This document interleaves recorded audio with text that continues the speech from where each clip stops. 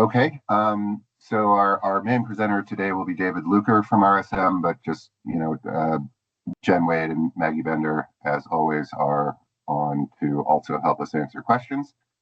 The way we'd like to do this is we'll go topic by topic, and then pause for a second to take any questions in between.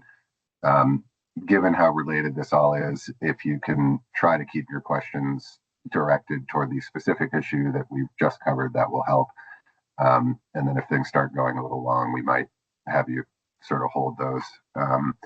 And then, as always, the reminder that you can send us questions at the vcbb.bead@vermont.gov email address. And with that, David, I will turn it over to you. Yeah, thank you, Alexia. I appreciate that.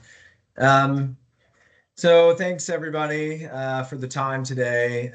As Lexi mentioned, my name is David Luker. I'm a partner at RSM in our risk practice. I've been a certified public accountant for 20 years and spent 18 of those auditing and consulting in government-funded construction projects. So I must admit, I am a little bit excited to talk about this stuff because I have some experience with it, but also a little anxious because I know that NEPA, NHPA, BABA, and Davis-Bacon are maybe some of the more contentious or possibly confusing requirements in the BEAD program. So I'll try to cut through some of that and focus on the high points of educating you about the requirements and really focusing on the specific things that are required by VCBB to facilitate an effective review of your proposal.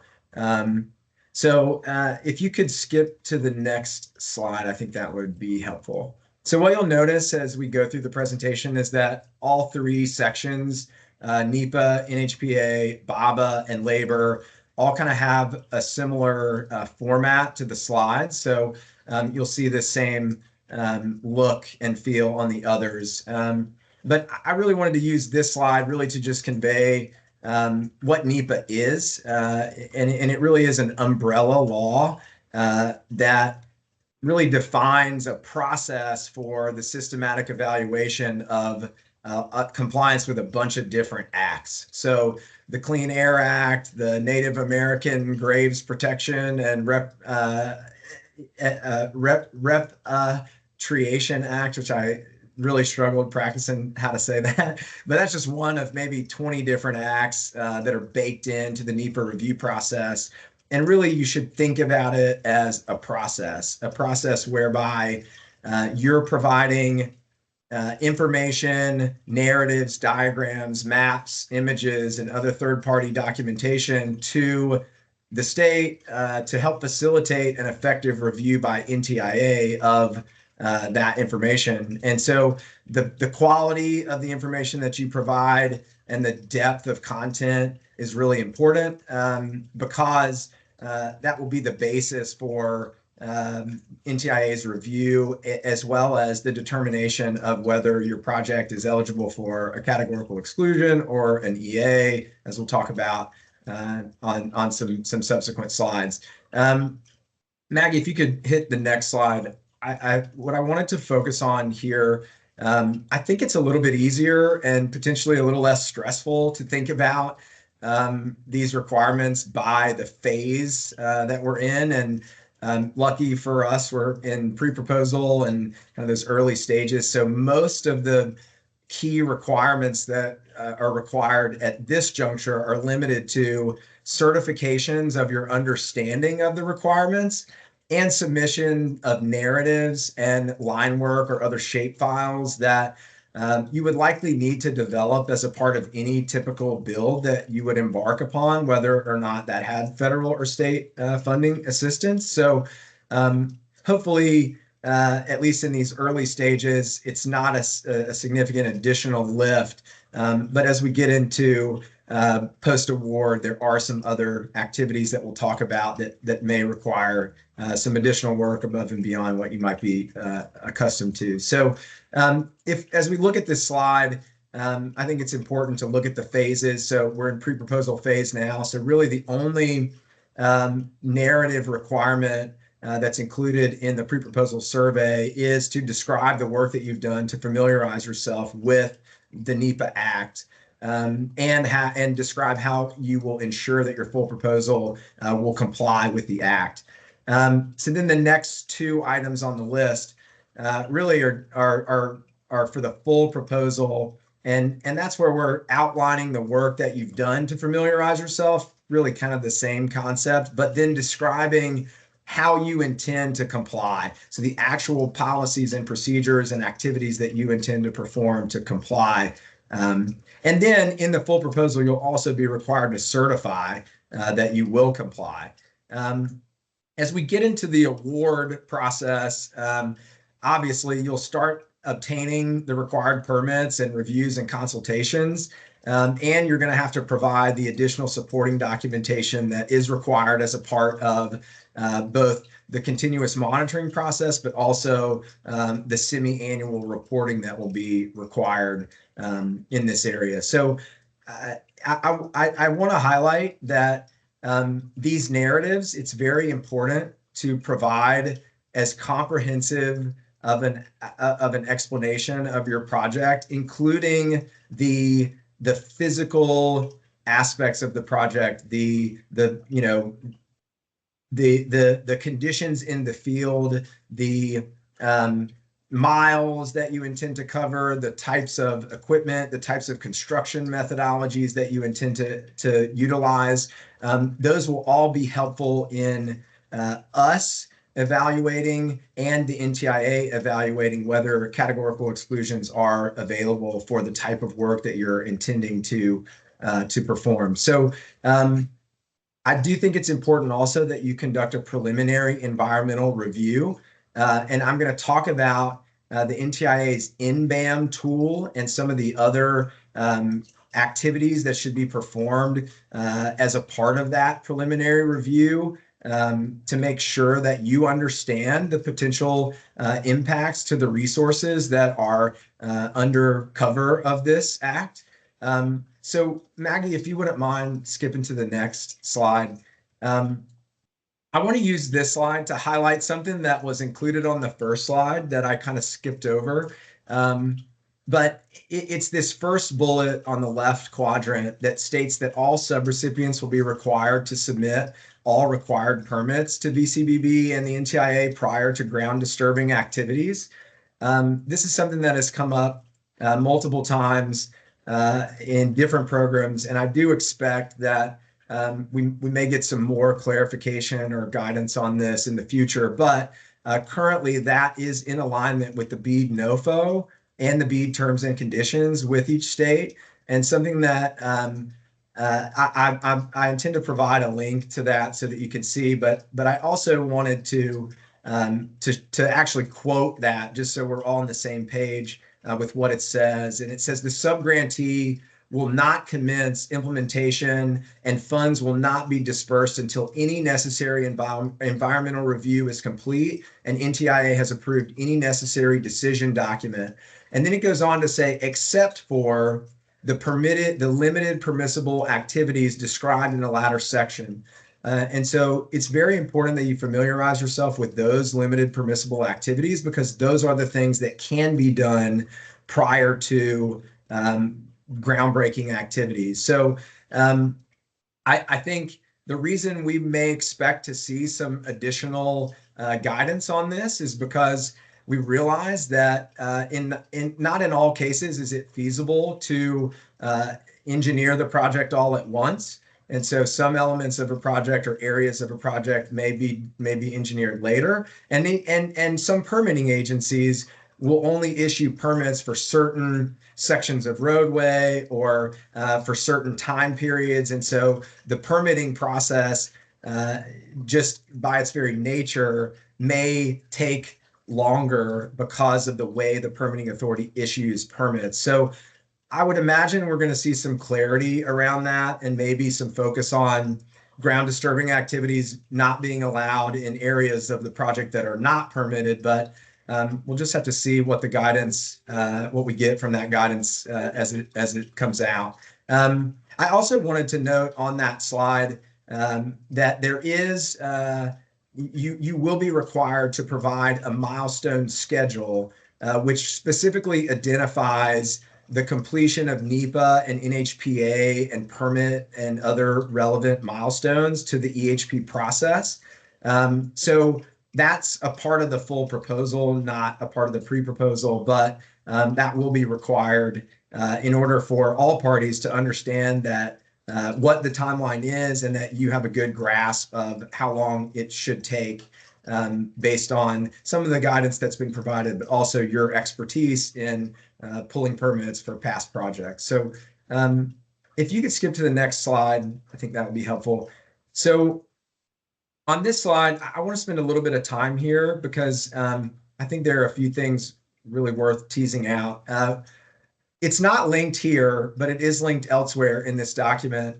The NTIA has released a best management practices and mitigation measures document. And this is a document that you should familiarize yourself with because the NTIA has stated that this document may include BMPs that could be incorporated into special conditions of your grant, which could be enforceable in accordance with 2 CFR and uniform guidance, even up to the termination of an award for non-compliance. So I think reviewing that BMPs document is important to the planning process in order to design your project in a way that incorporates those mitigation measures, but also so that you're aware of the best practices that may be imparted upon you once the review process from the NTIA has occurred. So the first bullet that's actually listed here, I think is something that I want to talk a bit about, and I would imagine that some of you already have your own GIS environment that you use to plan your projects. But the NTIA has released the INBAM tool, which is a GIS environment that includes multiple preloaded map layers. And this gives grantees the opportunity to overlay project line work and boundary files with those layers to identify potential clashes.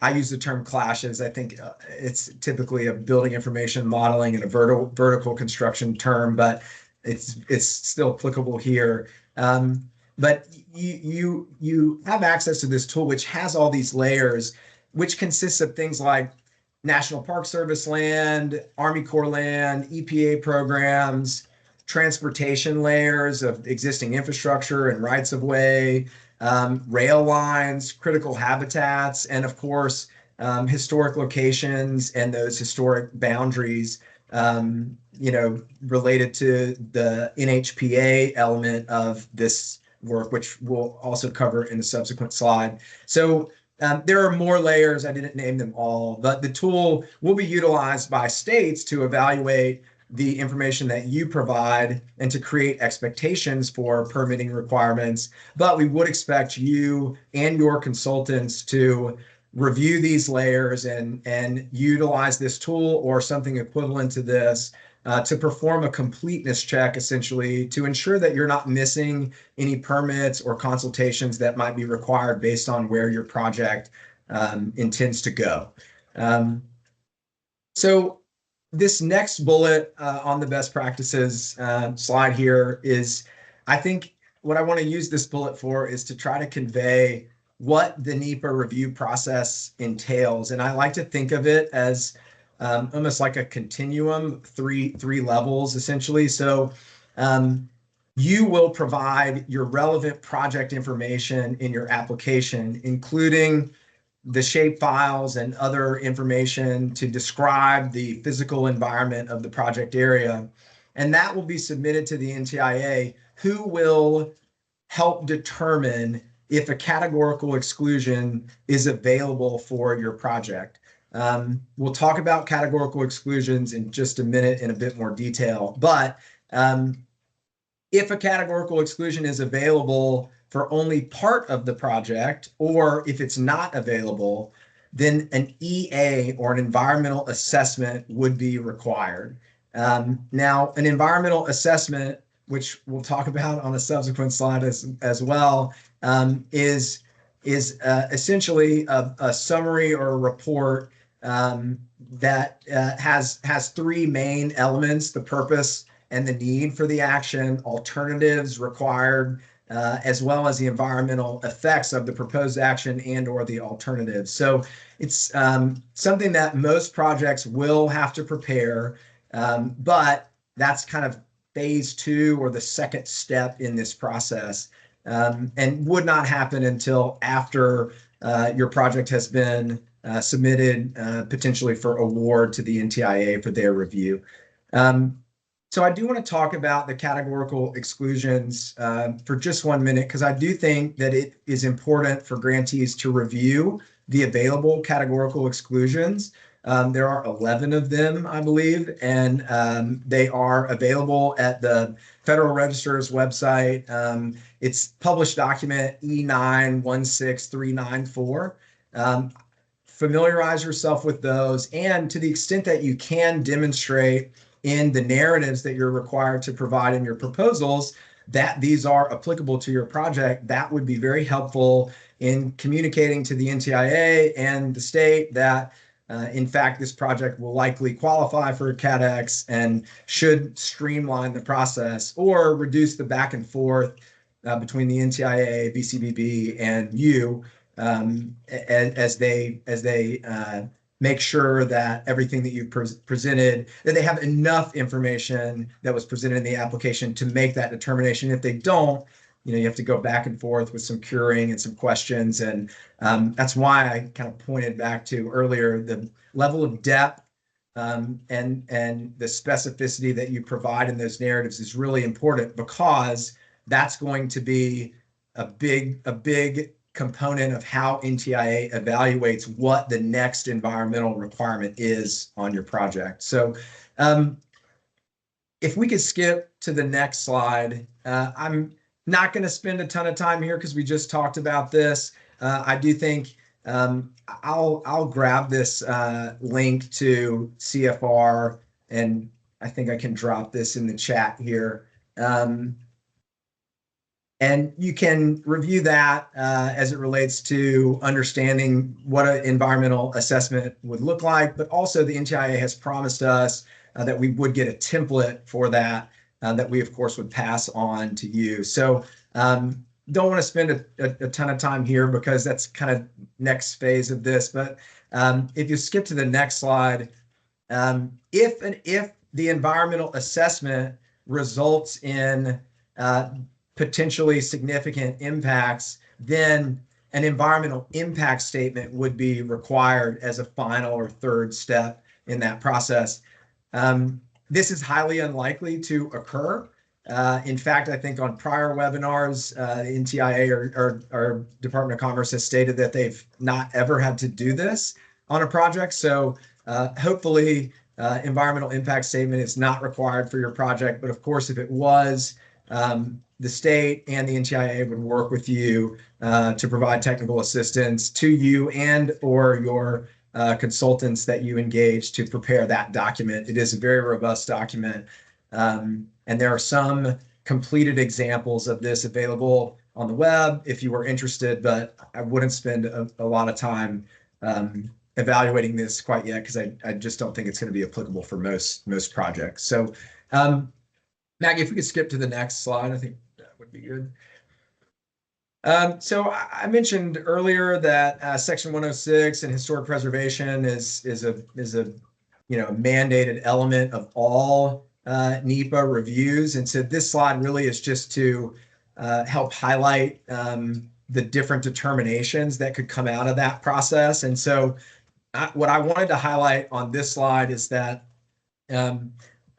the review process does have to include coordination with the state historic preservation officer. So as you submit your information to the state, that information has to be evaluated to determine if any historic properties are present in the project area. If they are not, then we submit a review request to obtain concurrence from the SHPO with respect to that. If there are historic properties that are present, but the project will incorporate adequate avoidance measures to ensure that those effects don't directly or indirectly affect the property. We still have to take that and submit that to the SHPO for review and concurrence from them. So really, conceptually, the idea here is to just let you know that this information that you present will have to be submitted through the state's historic preservation officer. And so as you review your map work, in conjunction with the MBAM discussion that we had earlier, it is fairly easy to utilize the historic locations layer of the map and cross-section or clash detect those with your planned line work for the project to identify if there are any potential clashes. So if your project is passing through a historic property or historic boundary, and it is going to directly or indirectly affect the characteristics of the historic property, then further consultation with the State Historic Preservation Officer, NCBB or VCBB and NTIA would be required. And that could result in mitigation or resolution of those adverse effects through some additional agreement that could come in the form of an MOU or a PA, but a unique situation that hopefully won't be encountered by too many projects, but certainly something you should be aware of and something that you should be thinking about as you go into planning and engineering these projects. And if changing routes allows you to avoid a potential clash but still serve locations, that's something you would certainly want to consider. Maggie, can we skip to the next slide, please? I don't want to spend a ton of time here because I do acknowledge that most of you, unless you're a new entrant to the market, have likely had a lot of experience obtaining permits from local authorities having jurisdiction, towns, cities, counties, whoever is in the path of your project. And so what I really want to highlight here is the responsibility to communicate early and often on this. As some of you know, local governments, especially in their permitting departments, have a significant amount of projects being submitted and applied for. And so with ARPA and BEAD and other government funded projects, local governments are strapped, and a lot of them have not. Some of them over the years have spent more time upgrading their technology infrastructure and automating and creating efficient and effective ways to use technology to facilitate the review of plans, but some haven't. And so those that haven't, combined with increased workloads, could really result in delays on your project if you don't engage in early and often communication and you're responsive to requests for additional information from those permitting authorities. So if there's any questions on this, we're happy to talk about that later, but I feel like for the most part, those who have experience working in this space would be very familiar with working with the DOT and railroad companies and others with respect to obtaining permits and access to the project areas. But happy to answer any questions about that if it comes up when we close out here. If you could skip to the next slide. What I wanted to highlight on this slide, I think we've kind of already addressed this in the terms and conditions and the ground disturbing activities and the limited permissible activities. But I did want to highlight bottom right corner, applicable additional reviews. So that line work and the evaluation of the project area and the environmental and other resources in that area may necessitate some additional reviews. So the U.S. Fish and Wildlife Service, the Marine Fishery Service, as well as the Army Corps are frequent consultations that could be required if applicable based on your project area. So just consider those as you move forward performing your engineering of your project areas. If we could skip to the next slide.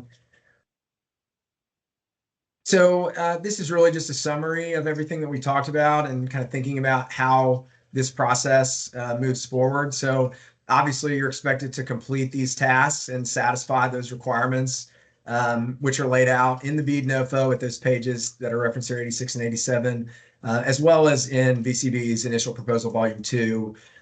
So during the application process, certifying compliance, as we talked about, with these requirements and demonstrating that you understand them and that you have a plan for complying with them in the project.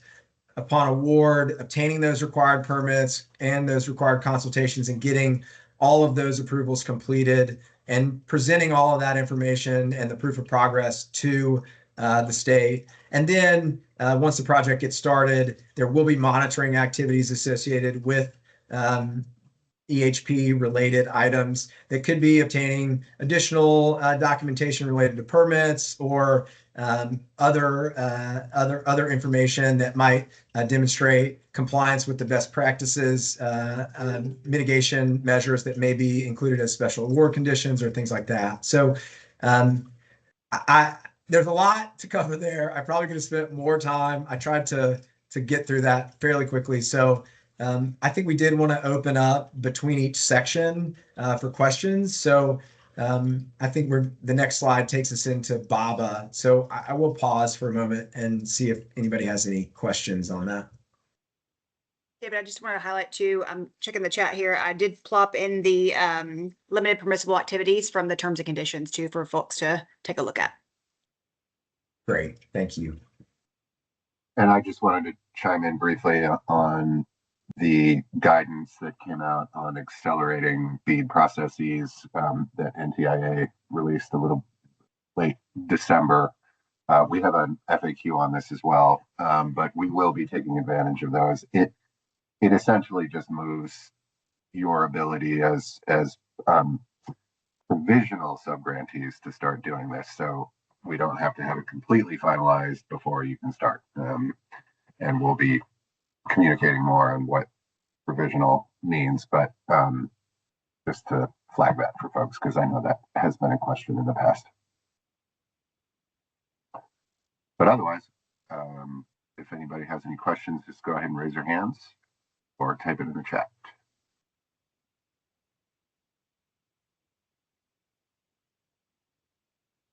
Okay. All right. Let's go. Let's go. On to BABA. Well, I do need to mention those links. So, of course, this will be distributed. There is a plethora of links related to EHP requirements that are available. And so we've tried to capture all of them here, and we'll share this. But I mentioned the documents that I have been the most helpful, at least to grantees that I have worked with in the past. And so hopefully you can find those here. But let's skip down to BABA and go ahead and get started on this. Okay, so I think things will get a bit easier as we transition into this discussion, as I'm of the perspective that compliance with BABA, based on the current guidance that we have, is a good bit easier than NEPA and NHPA. So the NTIA has also embarked upon a pretty robust effort here to engage with manufacturers in the broadband community to produce a list, an initial list of those manufacturers that are involved in the production and the manufacturing of broadband related equipment, and have already gotten that list of self-certified entities provided to us. That link is in the deck, and we can provide that in the chat probably as well. But we've also, NTIA has our Department of Commerce has also released 12 waivers applicable to these, 11 waivers applicable to these types of projects that will absolutely help to reduce administrative burden on grantees and manufacturers of equipment as they try to evidence that that equipment going into the job is produced in the U.S. So I think those two things, the creation of the certified self-certified list and the waivers, are really the two things that NTIA has done to really help us out in this regard. So let's skip to the next slide, and I'll use this to share a couple things, but I don't. there's a lot of information available out there around Build America, Buy America, and what it is. And so rather than try and explain the act deeply in this webinar, I would encourage you to review some of the existing information that's available out there. And so one of those documents is the Department of Commerce's Office of Acquisition Management. They have produced a guidance document that's very helpful in this regard, and I'll drop that in the chat here, as well as other resources that are available at that link and on the NTIA's website, which is pretty easy to find as well. There's a lot of good information just about Build America, Buy America generally, and some of the you can go deep into the weeds of some of the calculations of the 55% test rule related to the manufactured products. And some of that may or may not be applicable for those on this call, but they will certainly be applicable for the manufacturers of the equipment that your subcontractors may be bringing to your project, or that you may be procuring directly from the manufacturers. So, I think it would be important to understand what the manufacturers are self-certifying. But at the end of the day, as I'll explain in a moment, obtaining the self-certification or identifying that the waiver is applicable is really what subgrantees and VCBB and the NTIA are looking for. So let's skip to the next slide. This is similar to the phasing slides that you saw in the first section, and it just outlines the specific requirements by phase. So in pre-proposal, in the pre-proposal survey that you'll complete, you do have to describe the work that you've done to become familiar with this act, and how you will ensure that your full proposal complies with the act. And then in the full proposal itself, you'll have to outline the work that you've undertaken and describe how you intend to comply. So looking for more there, but along the same lines of the information that you would have provided in the pre-proposal, just elaborating. And then in the full proposal itself, of course, you would also have to certify that you intend to comply with the act. And then as we get into the actual execution and deployment of project activities, you must be able to provide all the documentation that's requested related to this, which I'll talk about in a moment. And this last one I think is important, is explicitly stated as a requirement, is tracking waived electronics and the foreign sourced items that would be used in your project. So I'll talk about that as we get into the next slide. So if you could move to the next one, that'd be great. Okay, so I'm going to try to use this to synthesize the BABA process down to something that's a little bit easier to understand. So as an auditor and accountant, I like to think about things in a list on a spreadsheet. And as I think about what grantees are having to do in order to effectively engineer and budget for these projects, I'd love to see a list of all 400 pieces of equipment that are intended to be utilized on the job. In order to engineer the project effectively and budget for the project effectively, that's something that I would imagine could fairly easily be created in the planning process, and I know is in many cases. And so I also like to work with the end in mind. And so grantees may be required during the project, but definitely at the end of the project, to submit a listing of all of the equipment procured through the project. And generally, that's required to be presented on OMB form SF 428S. And so if you come back to the concept of a single spreadsheet with a listing of all 400 pieces of equipment on it, you really want to go through what is essentially a 3-step process for working that list. The first step would be to identify the equipment on that list that is produced by a vendor that's already on the NTIA self-certification list. And that piece of equipment itself is on the list. So once you've once you've identified which of those pieces of equipment are already self-certified, then you move on to the remainder of the population. And step 2 of that would be identifying equipment that has a waiver available to it.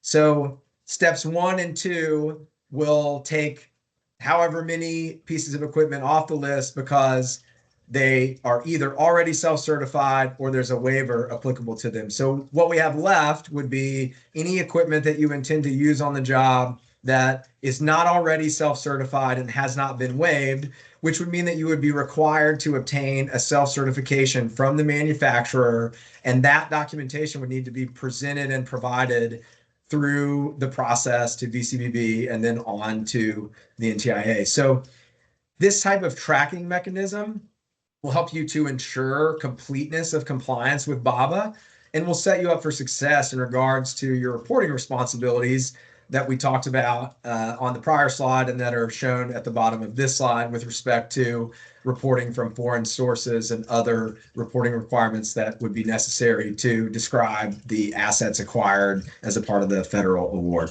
So at the end of the day, each piece of equipment either has to have a waiver or a self-certification. And so this is really a process of going through that exercise to identify those and check them off, essentially.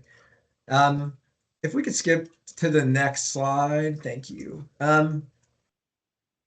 So this slide, what I want to use this slide for is to really talk about the waivers and your responsibility to review these waivers because and I can provide a link to those very quickly in the chat. So these waivers would be important to review so that as you provide this, the pre-proposal and proposal information, you're able to articulate which items you think are already waived, as well as it helps to demonstrate your understanding of the process and of the requirement. So, the waivers are broken out into 3 specific categories, as you'll see: construction materials, manufactured products, and enclosures. And they are, I think the NTIA has done a fairly good job of going through and picking the high dollar items and understanding what the challenges are here. And so it's a pretty good list. And I think most of the projects that, we've seen in other past programs would probably have a lot of the equipment either covered by these waivers or are produced in bulk by those vendors that have already been self-certified through the NTIA's process. So that's really what I wanted to use this slide for. But again, I think the focus here is to go out and review those waivers and get familiar with those so that you can display an understanding of that in your proposal, both your pre-proposal and your proposal content. If we could skip to the next slide, please. Okay. This slide is really just to try to communicate some of the logic that was applied by the NTIA and its process for identifying applicable waivers and for us to consider as we think about engineering our projects and whether or not there may be another waiver that might be needed based on unique circumstances of your project. So these are the 3 primary reasons or justifications for a potential waiver: public interest inconsistencies, insufficiently produced materials, and then increased cost, which comes with that 25% threshold. So if the cost of the materials is going to cause the cost of the project to increase by more than 25%, then a waiver could be available. So I think that the NTIA has done a good job utilizing these principles in the production of their waivers, and not sure how many more would be available or how open they would be to other waivers, but unique circumstances can certainly occur. And so if you are engineering your project and you determine that you don't have a waiver or you're not going to be able to get a self-certification for something that you're intending to put on the project, that needs to be disclosed, and we need to talk about that so that if a request for a waiver needs to be submitted, it can be. if we could skip to the next slide. Okay, so this is really pretty straightforward. To be prepared to answer the pre-proposal and full proposal narrative questions and the certifications as discussed previously, and be prepared to share equipment tracking reports and other information as required during the award and pre-contract phase, as well as during the project. So you can see the bottom of this slide for some of the links that we've already talked about that are very helpful. The BABA FAQ and the other information on the NTIA's website.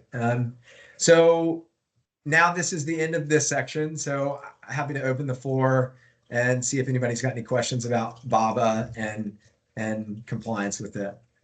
I had one quick question on BABA about if we were doing any in-kind contribution, do we have to comply with BABA for those as well? I'm making an assumption we do, and we're not putting in anything that's not, but do we have to do any specific record keeping for any in-kind contributions as they relate to BABA?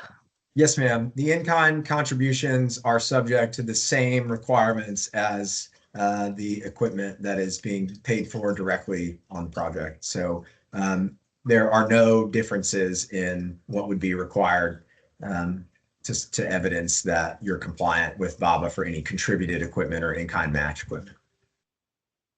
Thank you.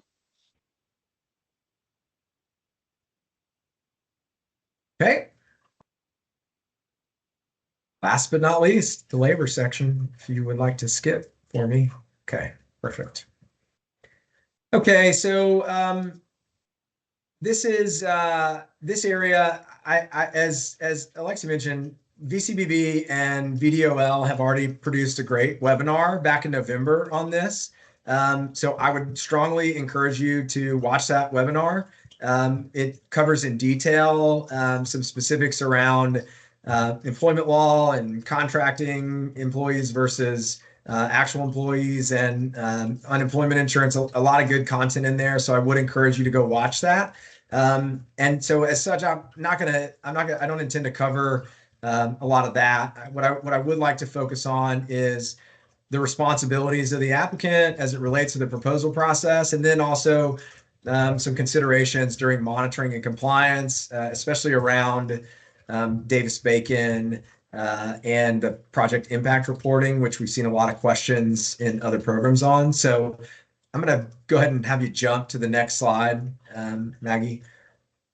Okay, so I think this slide does a great job explaining the various requirements in each phase, which, as you can see, really consist of several narratives and certifications to be provided within the full proposal and reporting requirements related to Davis-Bacon and the alternative project impact report that I just spoke about, as well as project labor agreements or workforce continuity plans. So you may know both of those requirements were almost identical to what was produced in CPF. So we have had a pretty good bit of experience working with grantees on navigating these. And so I'll share on the next slide. Don't skip just yet a bit more about that. But did want to highlight those last two items there. $5 million total project cost is the threshold for both that Davis-Bacon or impact reporting, as well as the threshold for certification of a unionized workforce or PLA, or the alternative production of a workforce continuity plan. So just want to highlight that threshold because for FFRF it was 10 million and it was 5 million for CPF, and now it's 5 million here. So let's go ahead and jump to the next slide. Okay, so I think maybe one back. Yep. So this slide really expands on what is expected to be provided in conjunction with the proposal narratives that we talked about on the prior slide. So providing a narrative describing your compliance with state and federal labor and employment laws, and your safety protocols. And that look back period is for the past 5 years. And then disclosing any instances in which your entity or its contractors or subcontractors, to the extent that that is known, have been found to have violated laws. Disclosure of any pending litigation to allege violations of state or federal labor and employment laws, disclosure of any official labor relations complaints acquired by our entity in the past 4 years. The middle column really just talks about the same certifications that were presented on the phasing slide. And then the far right column here does a good job describing some of the additional content that you would want to put forth in your full proposal to help demonstrate that you are capable of complying through describing your policies and procedures, your wage scales and overtime payment practices. All of these are included in the requirements, and so demonstrating your plan for ensuring appropriately skilled and credentialed workforce. All of this should be baked into that narrative response to help convey that you do understand the requirement and have policies and procedures in place and controls in place to comply. Let's skip to the next slide, please, Maggie. Okay. So if you don't have experience with Davis-Bacon on past projects, I would highly recommend that you consult the Department of Labor's Davis-Bacon and Related Acts website, which is incredibly helpful and full of a lot of content. As you know, Davis-Bacon has been in force for many years now, and so there's a lot of good content out there that answers basic questions about, really, well, it has the FAQs, obviously, but then it also has, links to the commonly used wage and hour divisions 347 form for documenting and certifying weekly payrolls. It's got guidance in there around navigating sam.gov, which we have another slide on that later, for how to pull the wage determinations for the project areas, determining worker classification, which is sometimes confusing, as well as executing the conformance process, which I thought was interesting because there's been a fairly recent update to the conformance FAQ guidance on their website, and it specifically addresses broadband projects. And I just wanted to quote this because I think it's super relevant, and it may even have somebody may walk away from this, not having to think about applying for a conformance. But the scenario is a large broadband contract has been funded to promote rural broadband, and Davis-Bacon applies due to funding source. Do you need to seek a conformance? And the answer is no. Broadband, in quotes, is not a labor classification. Typically, a broadband infrastructure project will include the labor classifications for power equipment operators, general laborers, and electricians.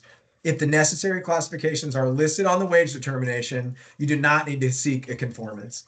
So I thought that was interesting that they had put that on there specifically, because I think there's been so much broadband activity.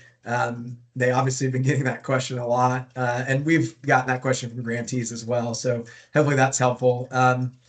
But as I mentioned earlier, this threshold applies to projects with a total cost of $5 million or more, similar to CPF. And one thing that I wanted to highlight is, if you're not certifying compliance with Davis-Bacon, then the alternative is that project employment and local impact report. There are 4 key attributes of that employment and local impact report that I think are worth communicating, because it informs you that you really have to pull the wage determination and perform this exercise anyway. So in that report, you have to provide the number of employees and contractors and subcontractors working on the project. You have to provide the number of employees on the project hired directly and hired through a third party, the wages and benefits of the workers on the project. I think somebody's not on mute. Thanks. The wages and benefits of workers on the project by classification, and then whether those wages are at rates less than those prevailing. So even if you elect to do the alternative reporting, you still have to go through the process of identifying if you're not paying prevailing wages to workers by their relevant classification. So, and then the guidance goes on to further remind us that recipients must maintain sufficient records to substantiate the information included in that impact report upon request. So if you have not already gone and accessed sam.gov for your planned project area, I would recommend that you do that and pull the relevant wage determination and use that as you evaluate how the wages and fringe benefits identified as prevailing in that area compare to the ones that you intend to pay or estimate to pay related to your project. So whether you certify compliance or provide the impact report, you're going to have to do this. And so I think doing it during planning and budgeting and engineering is really the most effective time to do that. So similarly, the project labor agreement or certification of the unionized workforce, if you're not going to do that or you do not have a PLA in place, then you must provide a workforce continuity plan. Some states have already produced examples of workforce continuity plans. I'm really sorry. I don't know if Alexi or Jen could comment on whether or not VCBB has one out there, but there are plenty of options out there, and the content of which is pretty consistent across those options. So if there's not a template already in place, one can be created pretty easily. So I'll skip to the next slide.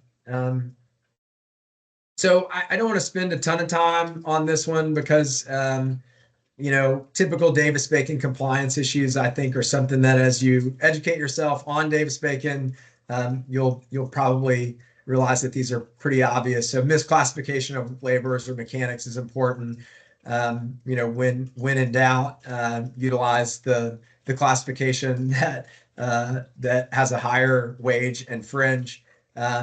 Second one is failure to pay the prevailing wage.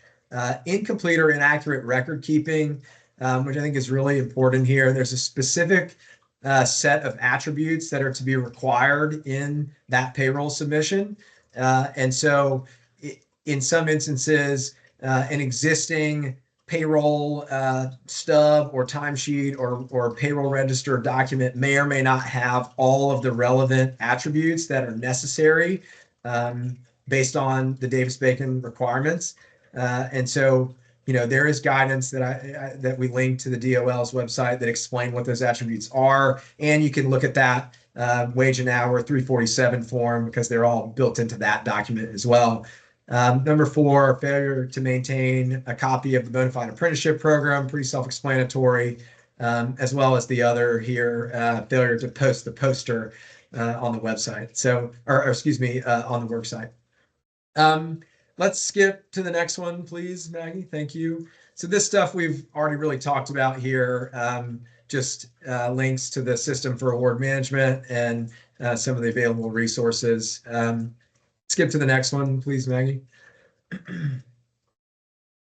I'm going to skip this one because this is really just some summary of the BIL and how protections for workers, factor in. So I think we've really already covered this, and a lot of this is also covered in the other webinar.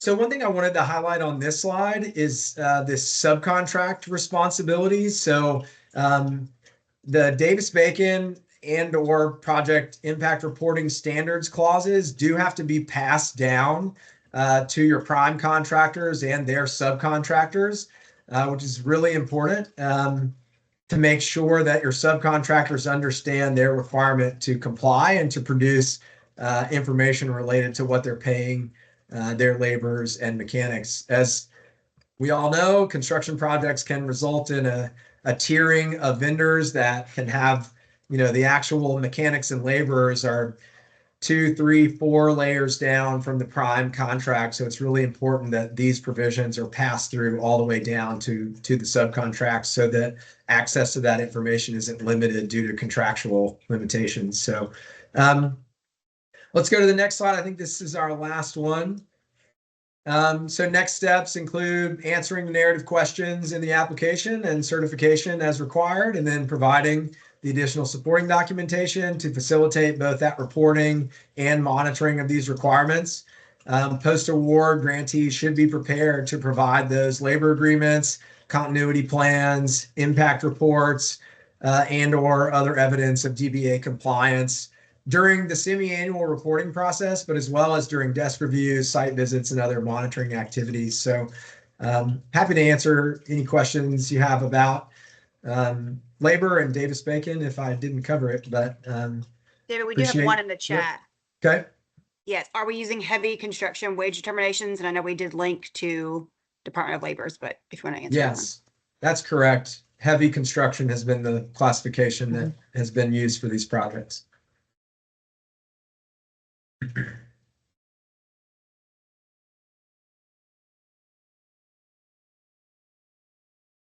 Okay, so I think that's the end of the deck. And so if anybody wants to chime in with any questions on any of this, please feel free to do so now. While you're thinking about that, I was hoping I could ask, for record keeping purposes, the person at 802-496-8535 to just identify themselves.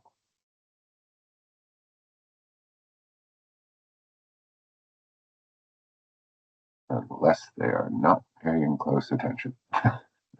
Oh, that's Dawn Wimble. She's with Waitsfield and Champlain Valley Tel. Okay, thanks, Roger.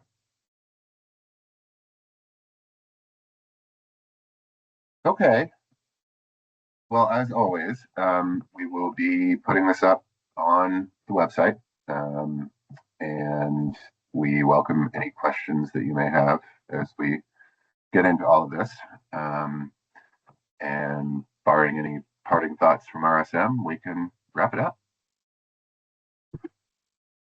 Okay. Thanks very much, everyone. Have a good afternoon. Thank you. Thank you.